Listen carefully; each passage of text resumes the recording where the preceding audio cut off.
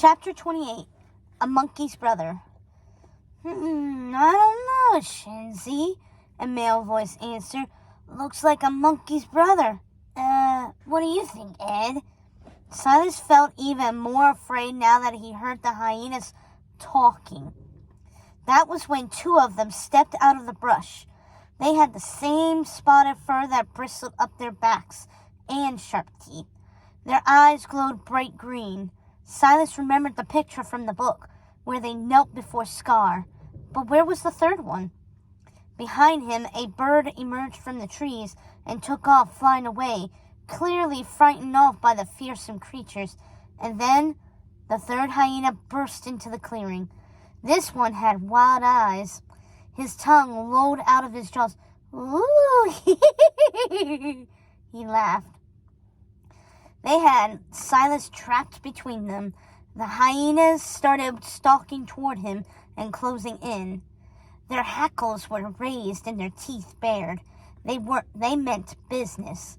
Going somewhere? Shinzi, the female one, said. Then they all cackled with hyenas laughter. Silas backed away, but he had nowhere to go. He was still trapped. He thought fast, trying to remember everything that he knew about hyenas from his books. Their laughter was more creepy than silly, and it told a truth about them.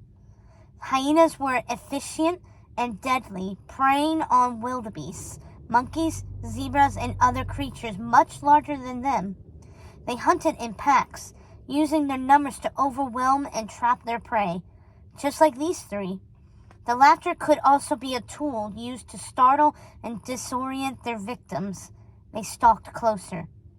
And it worked. Silas thought as they unleashed more giggles, making him jump from terror.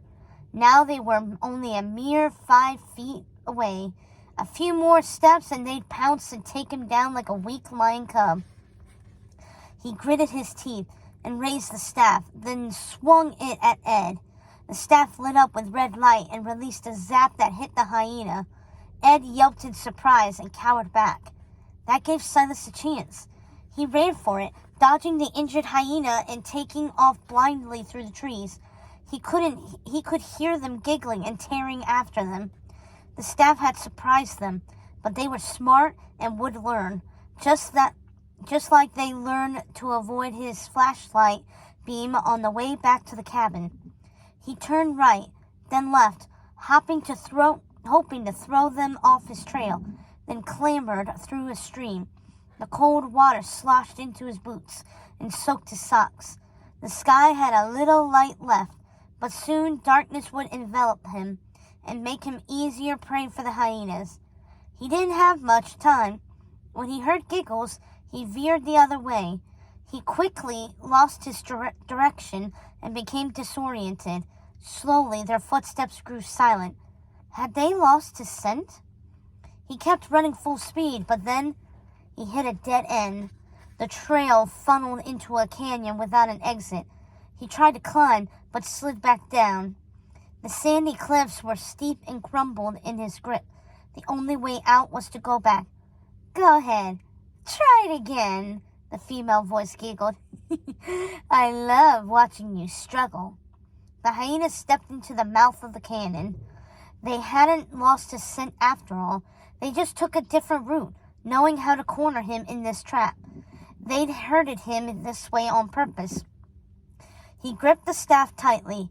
He had been able to fight off one of them, but 3 hyenas? They would outnumber him and overpower him. He tried to think of a way out. Desperation clawed at his heart, making it beat so fast it felt like it was going to burst. But this was his last hope. No, please, he begged them. Please what? Bonsai said. That's not a full sentence. Shinji, what do you think he means? Maybe he means, please eat me. Shinji cracked back. Their giggles rang out in delight. Ed didn't speak words. He just stared at Silas with his wild eyes and lolling tongue. But somehow that was worse than the talking and wisecracks. The hyenas advanced on him. Silas backed away, but then he hit the wall of the canyon. He was stuck. Scar's orders, Shinji said. Too bad. I kind of like you, kid. You've got spunk. Yeah, we need that staff for the big guy, Banzai added with a leer. Plus, I'm hungry. Me too, Shinji said, then cocked her head at Ed. And he's always famished. Ed licked his lips, then retracted his tongue into his jowls. The hyena reared back to pounce. A rope dropped, hitting Silas in the head. He looked up, startled.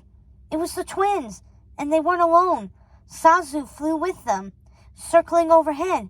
Silas, hurry! Climb!